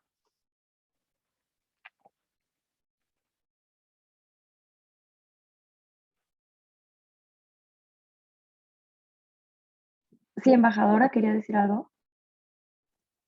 Nos da la idea que los latinoamericanos pensamos que Asia está más avanzado en políticas de maternidad y a veces no es así. Hay muchas más posibilidades para atender la salud materno-infantil, por ejemplo, en México, que a veces en Japón. No así necesariamente los apoyos económicos post, digamos, este tema de las licencias de maternidad o las guarderías. y este tema nuevamente que decía yo, de que las mujeres que trabajan por un salario tienen beneficios. En Japón, efectivamente, las mujeres, aún las que no trabajan por un salario, pudieran tener algunos beneficios. Pero tenemos esa idea de que Japón es muy avanzado y en temas de salud materno-infantil y en temas de maternidad per se, creo que algunos de nuestros países en América Latina tienen mejores políticas para las mujeres. No así para los hombres. Ahí sí, el tema de que la paternidad tiene derecho a un mes y puede ser extendido hasta un año, las políticas digamos, de beneficios, sí es mayor. Pero tenemos esa idea de que están más avanzados algunos beneficios para los asiáticos que para los latinoamericanos. Efectivamente, a veces tenemos esa idea, pero para eso es muy interesante tener este tipo de conversaciones para darnos cuenta de cuál es nuestra realidad y cómo difiere en otros países, pero ciertamente aquí en Australia yo sí creo que hay ciertas cosas que se podrían replicar de la misma manera en Latinoamérica, como lo que ha venido comentando la encargada de negocios Manuela Fernández en la Embajada de Ecuador, en la cual se proveen los mismos beneficios para ambos padres, no solo para la madre, independientemente de quién sea el principal cuidador del bebé. Y bueno, no sé, Ale, ¿tenemos tiempo para otra pregunta? No, ya, desgraciadamente, Perfecto. bueno, esta urgencia de cerrar este panel, pues yo la veo desde el punto de vista positivo porque eso nos refleja que la discusión ha sido muy rica. Entonces, para no entretenernos más, voy a dar pie a la tercera ronda de preguntas, que es la ronda de conclusiones, de manera muy sencilla. A las panelistas nos gustaría preguntarles qué cambios les gustaría ver para ir mejorando esto de cerrar las brechas de género, permitiendo que todas las personas gocen de los mismos derechos sin importar sus condiciones de nacimiento, etc. Voy a darle la palabra en primer lugar a la embajadora Melba Pría. Me gustaría ver más hombres hablando sobre mujeres. Creo que la idea de que en este panel principalmente y en todos los temas de las mujeres, solo hablemos las mujeres, es el primer error. Todos decimos que en Japón son el número 126, mientras en México somos el número 20 o no sé cuál. Somos el número 20 porque tenemos el número paritario en las cámaras, pero en otras cosas la realidad de las mujeres no siempre es tan buena o tan positiva. Entonces, mi primer asunto para los temas de las mujeres es que tenemos que invitar a los hombres a que hablen de las mujeres. Las políticas de género son las políticas de género, no son las políticas de las mujeres. Y las mujeres no vivimos en un mundo ideal de solo mujeres. Las mujeres vivimos en un mundo real en donde la mitad de la población son hombres y la mitad de la población son las mujeres. Y las que vivimos en Japón, vivimos en un mundo en donde somos más mujeres que hombres. Pero quienes tienen los cargos de decisión y de definición son los hombres. El 8% de la dieta japonesa, o sea, el parlamento japonés son mujeres, mientras que en México son el 50%. Entonces, más hombres. Sí, sí, de acuerdo. Equidad es equidad, ¿no? Debe de incorporarse la voz de todas y todos. Totalmente, hacemos eco de ese llamado. Por favor, maestra Manuela Fernández de Córdoba. Un poco repitiendo, porque me parece muy, muy importante lo que mencionó la embajadora Melba. Los hombres tienen que estar involucrados en este tipo de diálogos y espacios, es fundamental.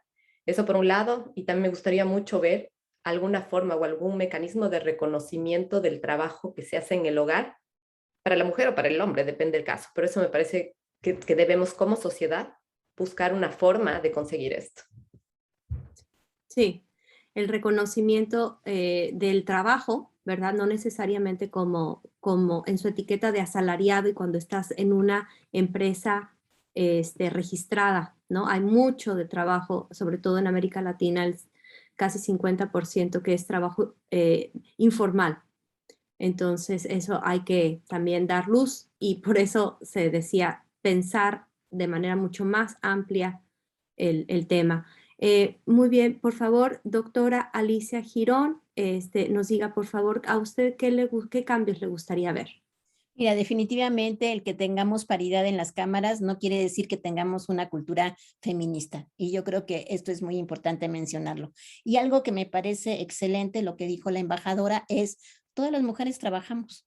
Que nuestro trabajo no sea remunerado o sea remunerado en la economía formal e informal, pero todas trabajamos y el trabajo no remunerado debe de ser considerado precisamente por las políticas públicas y de ahí que un salario básico es muy importante como la pensión para todas las mujeres. Entonces, y algo que me encantó también por parte de Rosa es que efectivamente una mujer tiene derecho a quedarse en su casa o insertarse en el mercado laboral. Creo que eso es muy importante porque a veces pareciera ser, es que trabaja en su casa, pues no hace nada. ¿Cómo que no hace nada? Pues simplemente es la reproductora de la sociedad. Muchísimas gracias. Muchas gracias, doctora. Totalmente hago eco de ese llamado. Y para cerrar con broche de oro, maestra Rosa Cárdenas, por favor, compártanos su visión. ¿Qué es lo que quiere ver en los próximos años? Mil gracias. Al inicio de la presentación yo hablaba de 5 puntos que me parecían muy importantes y de esos 5 me quedo entonces con 2. El primero es que quisiera efectivamente, a pesar de entender la diferencia entre trabajo y el entorno laboral, quisiera ver a las empresas absolutamente comprometidas con estas mujeres que deciden ser parte del entorno empresarial. Esto sucedió de alguna manera con la política Womenomics y con este círculo de empresas de Japón que se llama el Keidanren, que es como la Asociación de Industriales y Empresarios de Japón. Ellos tuvieron también una mirada inicial apoyando la política Womenomics. Se necesita que efectivamente estos conglomerados, las fuerzas empresariales de los países, tengan la decisión de adoptar sus políticas adicionales a los marcos legales nacionales del gobierno y que puedan efectivamente ser un apoyo a las mujeres que quieren ser trabajadoras dentro de las empresas. Y el segundo punto con el que me quedaría de los 5 que mencioné es que efectivamente, a pesar de que sin duda los hombres son parte de nuestro entorno y que tenemos que tenerlos como aliados en esta dinámica, en este diálogo de género, quiero tener más voces de mujeres líderes en medios de comunicación, dictando la agenda de los medios de comunicación y generando opinión. Esos serían mis 2 puntos principales, Alejandra. Muchísimas gracias, maestra Rosa, y muchísimas gracias a las panelistas. Con esto cerramos las rondas y las conclusiones son claras. Las políticas públicas deberán de ser más eficientes.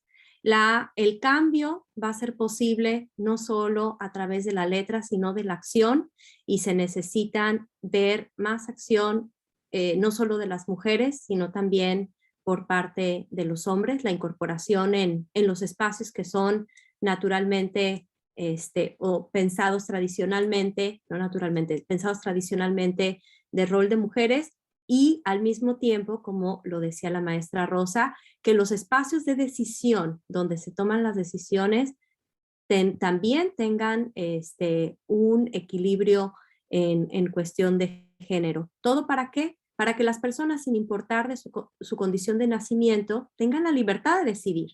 A eso vamos, sin importar de dónde naciste, en qué etnia naciste, en qué país naciste, tengas acceso a todos los derechos que están consagrados en todas las convenciones internacionales. Entonces, sin más, me gustaría dar la palabra a la maestra Silvia Martínez para que nos dé el cierre de este panel. Pues muchísimas gracias a todas. Han sido aportaciones bastante reales, de vivencias personales también y de lo que queremos ver en nuestro futuro, ¿no? Les doy las gracias a todas las panelistas Y también quiero tomarme el tiempo para agradecer el patrocinio tanto de Hispanas Emprendedoras en el Mundo y de Mujeres Mexicanas Residentes en Japón, que nos apoyaron para la realización de este evento, y el invaluable apoyo de la Asociación de Mexicanas en Corea, la Asociación de Mexicanos en Singapur, del Programa de Estudios de Asia y África de la Universidad Nacional Autónoma de México, de Javeriana Estéreo, del Instituto de los Mexicanos en el Exterior y de la Secretaría de Relaciones Exteriores. Esta sesión concluye aquí, pero las actividades no. La Red de Hispanas en Asia convocará a próximas actividades que concretamente apoyen a las mujeres a adquirir más conocimientos y desarrollar habilidades para facilitar su avance. Uno de los objetivos de nuestra red es hacer estos conversatorios en español, ¿no? Haciendo eco de esa barrera que tenemos de la lengua, que no accedemos a toda esta información que tenemos en estos países de la región Asia-Pacífico. Nuestra red quiere abrir estos espacios en español, ¿no? Y vamos a tomar cuenta todos los esfuerzos que están haciendo desde las diferentes embajadas para poner en español toda la información que requeremos las mujeres que vivimos en estos países para hacer eco de ello. Y bueno, finalmente no es suficiente con decir gracias a nuestras panelistas por habernos acompañado y dedicar su tiempo a este tipo de actividades que realmente son muy importantes y trascendentes para todas las mujeres, ¿no? Y para los hombres también, para la sociedad en su conjunto. Aquellas personas que estén interesadas de conectarse con la red de hispanas en Asia-Pacífico, bienvenidos, escríbanos a nuestro correo, lo verán ahora en su pantalla, es mujeresenasia@gmail.com, y recuerden que también tenemos una página por Facebook donde pueden contactarnos. Sin más por el momento, les deseo un lindo sábado en la noche y un lindo domingo, dependiendo desde donde se estén conectando. Y muchas gracias a todas. Gracias. Muchas gracias.